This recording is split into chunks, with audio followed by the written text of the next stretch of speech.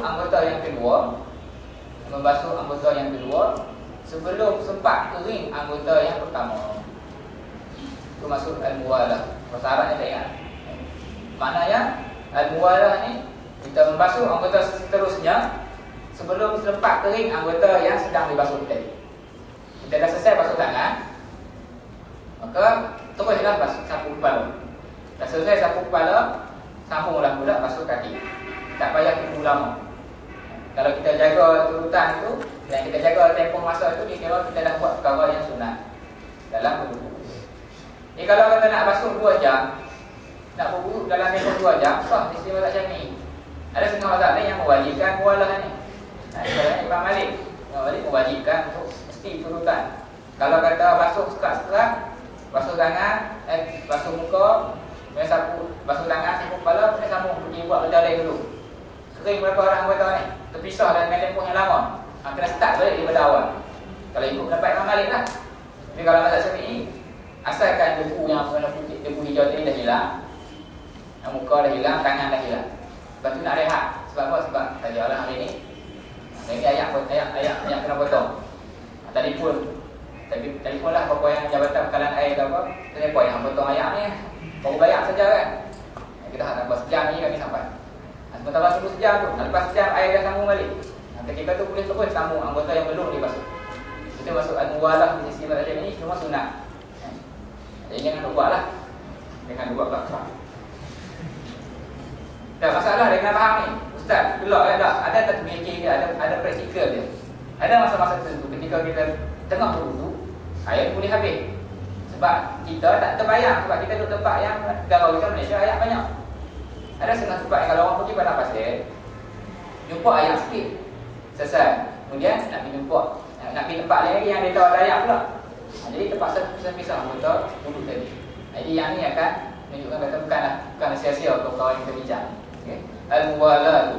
Jadi faslun, sebenarnya faslun al-istijaa wa adabu qada'il hajah, ini kita akan sambung lepas daripada intihar, insya-Allah. Ada apa-apa soalan? Kita beri masa sikit jawab soalan.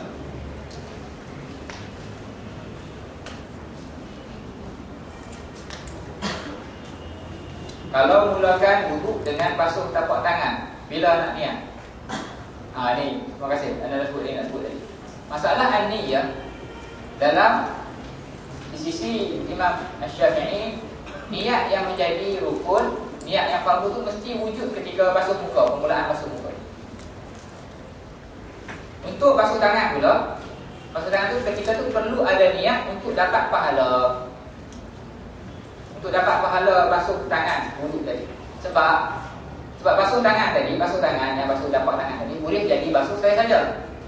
Boleh jadi basuh kerana nak hilangkan kotoran. Apa yang akan membezakan basuh tangan pada wuduk tadi dengan basuh tangan yang saya saja tadi?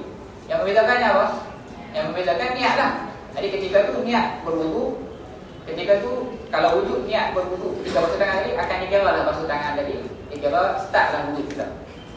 Tapi untuk yang sunat, kemudian umur basuh tu akan dikira lah otomatik dan dapat pahala sunat semua sekali. Cuma ketika basuh muka dari mula mesti ada niat pula. Ketika basuh muka ni mesti dihadirkan sekali lagi fokus ataupun niat kita untuk berwuduk tadi. Kalau kata dia niat awal-awal basuh tangan untuk wuduk, sampai-sampai tu dia niat dia sedap lagi masih berwuduk, tak ada masalah lah. Yang kita bincang ni orang yang basuh tangan dia niat wuduk, tengah-tengah basuh tangan terlupa. Basuh tangan tu dia kumuk-kumuk apa semua, dia tarik dia sedut air dalam hidung apa semua. Masa nak basuh muka tu dia lupa, dia hilang fokus. Ketika tu dah sedap-sedap dah basuh dah muka. Ini tempat yang contoh ada masalah. Contoh yang nak kata tak ada niat ketika basuh muka tadi. Jadi di sisi mazhab Syafi'i ini disunatkan ketika basuh tu awal-awal itu dah ada niat. Ini sunat sajalah. Nak pastikan basuhan tadi dah masuk kita sedap. Kita tengah berwuduk, tu dapat pahala. Tapi masa basuh muka tu yang penting sekali. Mesti ada niat ketika basuh muka. Sebab niat ketika basuh muka tu lah yang dikira niat sebagai niat betul-betul permulaan anggota wuduk. Kenapa ni? Sebab wuduk ni dari segi rukunnya bermula bila? Bermula pada basuh muka. Sebab yang awal-awal tu cuma sunat saja. Jelas kan ni? Cara mudah dia, masa nak ambil wuduk tadi, awal-awal tu, masa basuh tangan tu niat. Ni aku basuh ni untuk berwuduk. Selesai lah, sambung kumur semua sekali. Kemudian masa basuh muka itu, masa tu niat pula. Ini aku berwudu. Basuhan muka pun untuk berwudu. Itu saja, bukan payah. Okey? Ini untuk soalan yang pertama.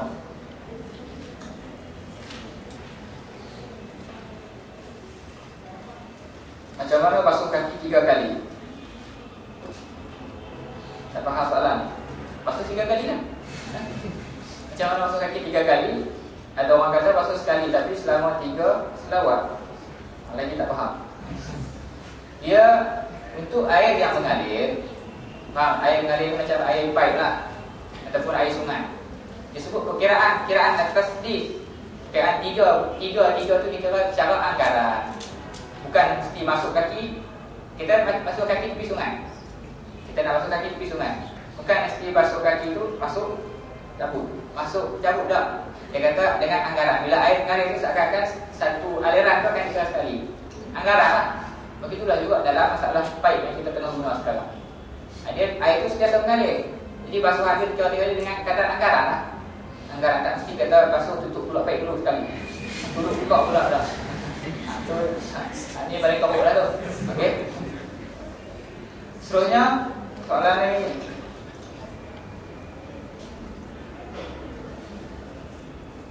kita dah jawab lah masalah tertib tadi. Ada soalan tanya, ada tak kadar masa antara satu fardu wudu dengan fardu yang lain, yang mana dia dikira basah? Kalau kita dah basuh muka, lepas tu buat benda lain. Ini kita dah jawab dah tadi lah. Jelas? Ini kita dah jawab dah tadi. Yang tertib ni cuma sunat saja. Ala kulli hal, semua sekali hari ini tadi wudu ni memang pengalaman ni, contoh pengalaman bila kita belajar. Kali pertama kita belajar, kita akan dapat gambaran lah sedikit sebanyak. Dan kemudian bila kita dah beramal, kita dah dapat ilmu untuk amal tu, memang dah cukup lah, selesai kita beramal semua sekali. Cuma disunatkan dan digalakkan untuk kita belajar lagi, dan belajar lagi untuk kita buat pengukuhan. Sebab tu mungkinlah kita dah tahu dah buat wudu. Mungkinlah kita dah, bukan minat kita pun untuk mendalami detail-detail kaitan dengan wudu ni untuk jadi mufti, untuk jawab soalan awam. Cuma digalakkan. Dah selesai belajar sebenarnya yang kaitan dengan fardu. Tujuan apa? Tujuan supaya kita boleh tingkatkan kualiti. Dan kita dapat kemaskan amalan kita supaya kita beribadat setiap masa tu dengan yang kita yakin. Kita rasa faham dan kita rasa kita buat tu kan kita yakin dengan ilmu kita lah. Okay, kalau ada apa-apa lepas ni, sambunglah belajar lagi. Mungkin hari ni kita tak dapat banyak. Cuma kita dah dapatlah gambaran asas apa yang menjadi yang fardu, apa yang menjadi yang sunat. Memang saya tahu banyak soalan, contoh yang kaitan dengan muka, ada soalan lagi. Yang tu kita akan jumpa dalam kitab-kitab yang lebih detail lagi. Pengajian matan ni tujuan utamanya untuk bagi penerangan awal, penjelasan supaya dapat faham. Okey, kita akan ni nak rakam tak apalah. Kita akan uji insya-Allah start daripada 10 malam. Hari ni hari yang lah. Untuk mula-mula tu kita akan tengok bila selesai lah semua sekali dah pakat habis puasa, kemungkinan bulan 6 lah. Tengah bulan 6 ataupun 7 bulan 6. Kalau ada masa, ada umur panjang, ada ilmu Allah ada izin kan, kita akan sambung semula lah pada tajuk yang seterusnya. Kaitan dengan imtihan, ini nak sebut sini. Ini keluar tajuk, boleh ganti 10 minit. Al-imtihan, ada setengah orang yang, ada setengah orang yang dah sebut lah, kita tahu lah. Ada setengah orang yang terlampau tumpukan imtihan, dia ingat pakai sesuatu segala-galanya. Jadi yang ni pun masalah juga. Ada setengah orang pula sikoh, yang sikoh flat ni. Maksud orang kata bukan sikoh, kata sikoh ni nak masuk diri ni. Kesukaan itu sekarang, orang yang mungkin warok yang melampau, dia kata imtihan ni, Ustaz saya tidak mahu ambil puasa sebab imtihan ni menyebabkan saya niat, bukan kerana Allah Ta'ala. Ni kena bagi faham. Kita nak tasbih, kita nak betulkan kefahaman. Dalam rukun pembinaan ilmu, Syekh Abi Jum'ah sebut, dan juga ulama-ulama sebut, pembinaan ilmu ni kata pembinaan bina'ut talab, bina'ut talib. Untuk membina seorang pakar dalam satu bidang tu, dia mesti ada 5 perkara yang menjadi rukun ni. Sebut arkanul ilmi.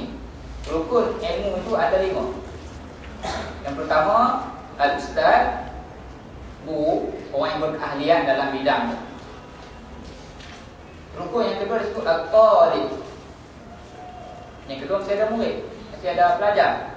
Kalau ustaz seorang-seorang ke depan ni, duduk dalam tak ada orang nak murid, takkan berlaku proses pembinaan, terlapih kepada kepakaran dalam salah satu bina ilmu tadi. Yang ketiga, dia mesti ada al-manhaj. Yang ketiga mesti ada al-manhaj. Manhaj ni maknanya susunan, susunan silibus, susunan kitab. Al-manhaj tu susunan silibus, susunan bagaimana cara nak susun. Bagaimana start dengan kitab-kitab yang kecil dulu, kemudian baru masuk kitab yang lebih mendalam. Itu masuk manhaj. Manhaj ni maknanya sistem lah, sistem penyusunan. Nak kejam ikut beberapa tahun. Itu masuk manhaj. Yang keempat, al-kitab. Al-kitab ni maksudnya kitab-kitab ni rujukan lah, rujukan yang muktabar. Al-kitab tadi maksud al-kitab ni setengah-setengah disebut kutubus sihah. Mesti ada kitab yang diterima pakai. Tak boleh pakai buku tepi jalan. Kita nak bincang bab hukum hakam, mana boleh pakai buku yang kita tak kenal gambar dia. Tengok nama, muka ada janggut sikit, boleh. Murah lebih jalan, Ustaz. Buku ni murah lagi, Ustaz. Ini saya ni lah lebih ikhlas lagi, Ustaz. Bukan nak dapatkan keuntungan. Dah. Mesti dalam soalan ilmiah ni kena teliti. Dan yang kelima disebut rukun pembinaan thalabah ni mesti ada al-jawu al-ilmi, suasana ilmu. Ini yang ni kita nak masuk. Imtihan ini masuk dalam kategori al-jawu al-ilmi. Al-imtihan, peperiksaan ni lah, dia yang membentuk suasana ilmu. Jawu al-ilmi ni kata mesti ada madrasah, mesti ada sekolah. Tak boleh, tak akan berjaya sangat kalau belajar itu tak ada suasana tadi. Tak ada sekolah belajar. Dan hari ni kita pergi mengaik makan, belajar dekat gak. Gak tahu gak dia kan? Bukan gak, bukan pak gak ni. Esok pula belajar kat padang. Lusa tu belajar tepi sungai tak. Dia tak akan membentuk sangat. Kalau dia nak jauh ni mesti ada bina, mesti ada binaan sekolah dia. Mesti ada bilik-bilik kelas dia. Dan salah satu perkara yang membina jauh ilmi ni tu al-imtihan, ujian, al-ikhtibar. Guru menguji pelajar dia. Jadi dari sudut pandangan kita sebagai Muslim, orang yang faham tentang hakikat ilmu dan pembinaan pelajar tadi, nak bina kepakaran dalam diri seorang pelajar ni, kita faham imtihan ini benda yang penting. Dan imtihan ini adalah benda yang dituntut dalam soalan pembinaan pelajar. Sebab kita tak boleh kita ambil rendah pandang ringan. Dan kita letak juga imtihan itu bukanlah segala-galanya. Tujuan belajar bukan sebab imtihan. Tujuan belajar bila kita faham arkan ilmu ini, bukan tujuan belajar sebab apa? Tujuan belajar sebab ilmu. Tujuan belajar sebab kita nak kuasai ilmu. Sebab apa? Sebab kuasai ilmu tu orang Ta'ala yang perintahkan. Rasulullah ni amalkan sebut talabul ilmi. Talabul ilmi fardhatun. Ini ada hadis tu. Untuk ilmu tu benda yang menjadi kefarduan. Kita tu tuntutan kepada muslim. Jadi di sisi cara fikir orang Islam ni kita faham bahwasanya menghasilkan, mendapatkan ilmu itu satu matlamat. Jadi salah satu cara nak lalui, salah satu wasilah nak sampai kepada ilmu tadi, daripada 5 tadi ialah salah satunya al-imtihan. Jadi kita masuk periksa bukan sebab semata-mata kerana periksa. Kita masuk periksa sebab benda itu benda yang penting dan perlu. Sebab itu tak boleh wujud, tak patutnya wujud ucapan kata Ustaz periksa ni saya rasa tak ikhlas. Kalau orang yang faham hakikat ni, dia takkan sebutlah saya tak ikhlas Ustaz. Jadi sebab tu saya rasa tak mungkin exam masuk. Yang penting saya dulu tunjuk tahu. Tidak dulu tunjuk tahu macam mana periksa tak boleh. Ada juga yang letak segala-galanya, periksa lah segalanya sampai tak lupakan abaikan tanggungjawab yang lain. Abaikan tanggungjawab rumah, abaikan tanggungjawab agama ayah. Ini pun salah faham juga. Sebab kita belajar bukan sebab imtihan. Ini nak bagi balance, nak bagi faham hakikat kan. Periksa ni memang benda yang perlu dan penting. Jadi buatlah dulu dan buatlah baik-baik. Itu yang pertama. Yang keduanya nak pesan tentang persoalan yang rukun pertama tadi disebut. Rukunnya al-ustaz, pembinaan ilmu, pembinaan kefahaman di sisi orang Islam. Islam ni, Rasulullah SAW didik umat Islam ni memang cara didik untuk jadi masyarakat yang ilmiah. Maksud ilmiah ni maksudnya kita tak akan terima ucapan orang yang tidak ada kepakaran dalam segala jenis bidang. Memang ini dididik. Umat Islam dia didik zaman-zaman tu. Contoh yang Quran sebut fas'alu ahla dzikri. Minta dan tuntutlah kepada ahli. In kuntum la ta'lamun. Kerana kamu tak tahu dan tak faham. Ayat ini sebenarnya dia bentuk cara berfikir, cara ilmiah bagi umat Islam. Maksudnya apa? Kita tak akan rujuk, kita tak akan pakai ucapan-ucapan orang yang bukan ada keahlian. Kemudian Rasulullah pula tambah, iza usidal amru li ghairi ahli. Contoh, bila kita bagi kekuasaan ataupun kita bagi kita bagi tempat ataupun kita bagi amanah kepada orang yang dia ahli, kepada bukan ahli dia. Fantazirus sa'ah, maka tunggulah kehancuran yang kiamat. Jadi ini yang membentuk cara berfikir ilmiah orang Islam. Oh, dalam beberapa isu sekalipun mesti rujuk kepada ahli dia, mesti rujuk kepada orang yang berkeahlian dalam bidang itu. Ditambah lagi Rasulullah sebut pula dalam hadis yang tersebut, akhir zaman nanti Allah Ta'ala akan tarik dan angkat ilmu itu dengan cara mematikan para ulama. Ujung hadis tersebut, ittakhazan nasu ru'asan juhalan. Manusia akan ambil pemimpin, ru'as, rais, ketua-ketua. Ketua ini nama rais ini bukan maksud ketua yang paling tinggi itu saja. Maksudnya jadikan sumber rujukan dia. Salah satu maksud ketua adalah sumber rujukan, sumber kefahaman. Juhalan, orang yang jahil. Natijahnya apa? Dallu fa'adallu, sesat dan menyesatkan. Hadis ni nak terang kepada kita apa? Kena faham semua-semua ni. Dalam persoalan khususnya persoalan memahami Islam. Persoalan memahami Islam sebab Rasulullah sebut dalam ni, fasu'ilu fa'aftau. Ketika ditanya mereka menjawab, memberi fatwa. Keadaan al-aftau, fatwa ni adalah keadaan yang khusus digunakan dalam syarat atau kita bila bercakap soalan hukum akal. Bukan fiqh saja, maksudnya bercakap soalan kefahaman Islam. Nak bercakap atas dasar pandangan Islam, nak bercakap tentang menerangkan makna wahyu Quran, terangkan tentang sunnah dalam setiap isu-isu berlaku. Jadi bila ditanya mereka fa'aftau, terang cakap tentang Islam, terang tentang Islam bi ghairi ilmin, terang bukan dengan ilmu. Fa'adallu wa adallu, sesat dan menyesat. Ini apa kita hadis nak terang hakikat yang penting ialah bila persoalan kefahaman Islam, khususnya persoalan hukum hakam diambil daripada bukan ahlinya, natijahnya ialah ad-dhalal. Natijahnya adalah sesat. Sesat-sesat ni bukan benda simple dan mudah-mudah. Kalau nak dapat hidayah, nak dapat jawapannya mesti rujuk kepada ahli dia, al-ilmu wal ulama. Dia kena faham semua-semua lah hakikat ni. Kena faham semua realiti kata dalam soalan apa bidang sekali mesti rujuk kepada ahli dia. Ini yang kita diajarkan. Sama-sama soalan nak bincang bab hukum hakam Islam, nak bincang tentang pandangan Islam terhadap satu isu. Jadi kena rujuk pada ulama. Maksud ulama ni ialah al-ahlu, ahli, orang yang pakar dalam bidang itu. Ini kena tangan dulu. Sebab apa diulang sebut selalu sebab nak bagi tahu antara perkara yang mungkin boleh selesai persoalan pembalahan di sisi orang Islam ni ialah masalah ni. Masalah merujuk, sumber rujukan. Ini yang disebut oleh tokoh-tokoh ulama hari ini. Masalah umat Islam ni dia hilang rujukan. Dia tak tahu kepada siapa dia nak rujuk. Dia tengok nampak baik sikit, nampak soleh sikit, ada janggut sikit, boleh rujuk. Dia nampak kemulai sikit, dia nampak ada buat regular sikit, boleh rujuk. Ini kena faham. Soalan as-salat baik bukan sesuai untuk rujukan. Baik, bagus. Tapi untuk merujuk, untuk memahami, untuk bercakap atas nama Islam perlu kepada al-ahliyah, keahlian, kelayakan. Kalau tak ada ahliyah tadi, natijahnya ad-dhalal, sesat jalan. Memanglah nampak baik yang mula tapi berlaku salah langkah. Dhalal ni kena faham, dhalal ni sesatlah. Jadi sesat ni benda yang berat. Dhalal ni lawannya al-huda, dapat petunjuk. Jadi Islam ajak nak dapat petunjuk mesti ambil ilmu. Ilmu ni tersebut ada pada siapa? Al-ulama warasatu al-anbiya. Kalau kata ulama ni pewaris Nabi. Nabi wariskan ilmu pada ulama. Apa? Innama warasu al-ilma. Maksudnya hanya mewariskan ilmu. Disebutlah, clearlah. Nak dapat hidayah mesti dengan ilmu. Ilmu ada pada ahli dia, pada ulama. Mesti ambil ilmu daripada ulama.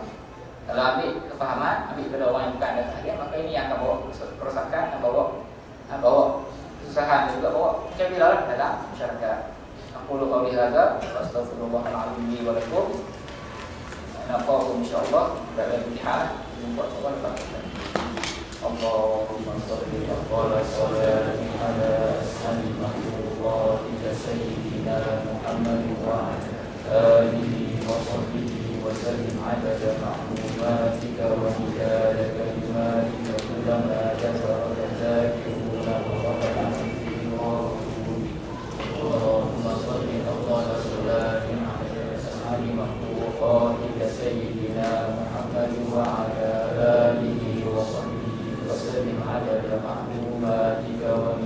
كلماتك كلما ذكرك الذاكرون وغفل عنه الغافلون اللهم صل أفضل صلاة على أسعد مخلوقاتك سيدنا محمد وعلى آله وصحبه وسلم عدد معلوماتك ومداد كلماتك كلما ذكرك الذاكرون وغفل عنه الغافلون بسم الله الرحمن الرحيم الحمد لله رب العالمين صلى الله وسلم على سيدنا محمد وعلى آله وصحبه أجمعين اللهم اغفر لنا ذنوبنا ولوالدينا ولمشايخنا ولجميع المسلمين والمسلمات برحمتك يا أرحم الراحمين اللهم فقهنا في الدين وعلمنا التأويل واهدنا إلى صراطك المستقيم اللهم اجعلنا من التوابين واجعلنا من المتطهرين واجعلنا من عبادك الصالحين اللهم أعنا على ذكرك وشكرك وحسن عبادتك اللهم آت نفوسنا تقواها وزكها أنت خير من زكاها أنت وليها ومولاها اللهم انصر الإسلام والمسلمين وأهلك الكفرة والمنافقين ودمر أعداءك أعداء الدين وانصرنا عليهم يا رب العالمين اللهم ربنا آتنا في الدنيا حسنة وفي الآخرة حسنة وقنا عذاب النار وصلى الله وسلم على سيدنا محمد وعلى آله وصحبه أجمعين سبحان ربك رب العزة عما يصفون وسلام على المرسلين والحمد لله رب العالمين. Kita bahas sikitlah asal yang kita ambil cuti ni sebab ini kelas sama-sama kita. Semua ada kelas-kelas yang lain yang kita mula bangun dengan masyarakat. Contoh kelas hadis dengan Syekh Yusri ke, hadis dengan Syekh Ahmad Haji ke. Janganlah tinggal walaupun periksa. Sebab apa masa yang kita ambil cuma sejam, setengah ataupun 2 jam. Jadi mungkinlah dengan masa sejam, setengah 2 jam kita hadir kelas-kelas ilmu ni, dia akan bagi kita punya ketenangan. Kita tak tahu. Kalau bagi barakah, keberkatan dari itu. Daripada itu menyebabkan bila kita balik, walaupun sejam setengah telah hilang, tapi kita guna untuk amal soleh. Kita datang balik ilmu ni, maka Allah Ta'ala akan bagi keberkatan pula masa tu. Allah Ta'ala akan ganti dengan bagi kualiti pada bulan gaji kita. Jadi jangan buat alasan lah. Kurangkan, cuma jangan tinggal langsung. Sebab kelas-kelas dengan hadis-hadis, dengan syarahan para ulama ni, dia macam oksigen kepada manusia. Cuma oksigen yang kita tak nampak. Kalau tak dapat oksigen, tak dapat air ni, badan kita akan lemah, badan kita akan tak larat. Macam itulah juga ilmu tazkirah, peringatan juga dengar wahyu ni, dengar syarahan pada wahyu, dengar hadis, dengar Al-Quran ni penting kepada pembinaan jiwa dan kehidupan rohani kita. Ini yang kita kena didik dan kena ajak anak-anak kita, dan juga diri kita sendiri lah, dan kena didik masyarakat kita supaya faham masalah ini. Wallahu ta'ala a'la wa ala wa sallallahu alaihi wa sallam wa ala alihi wa sallam. Jazakumullahu khairan jazaa. Wassalamualaikum warahmatullahi wabarakatuh.